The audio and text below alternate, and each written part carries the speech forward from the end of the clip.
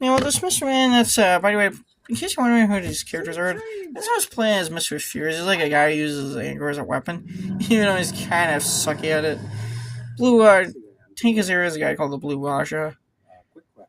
Here's, Is this your best? Okay, I realize you're upset. Pick your position. He's like kept amazing, kind of, like you say, he's got all these corporate sponsors.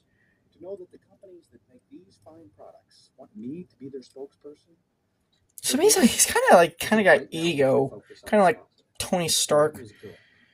You know, he's kind of like, except he's kind of a bit like Homelander with the kind of. He's got the ego because of the corporate sponsors, and he also kind of loses his temper a little bit too.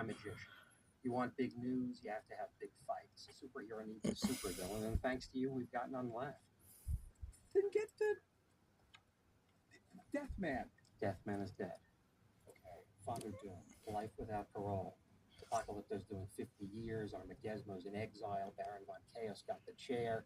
Really? Casanova Frankenstein is locked up in a nut house? Yeah, that's what the guy's name is. Casanova Frankenstein is basically.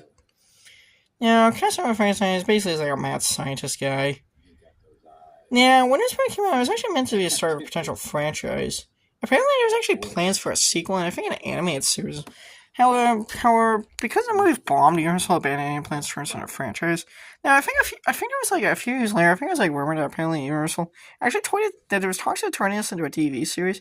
You know, I think Mr. Man would honestly work wonders as a TV series nowadays. Given the superhero craze, and I mean, I think it could probably work as a TV series these days, considering it's making fun of superheroes. And, I mean, it could kind of work as kind of like almost like a kind of competitor to The Boys. Honestly, this is the scene with the asylum. This is the scene with the asylum. The CGI effects are actually pretty impressive for a late 1990s superhero movie. Now, the effects for this movie are actually done by Digital Domain. So here's where you see that's Dr. Casanova Frankenstein. You know, he looks like Alice Cooper. The guy looks like Alice Cooper.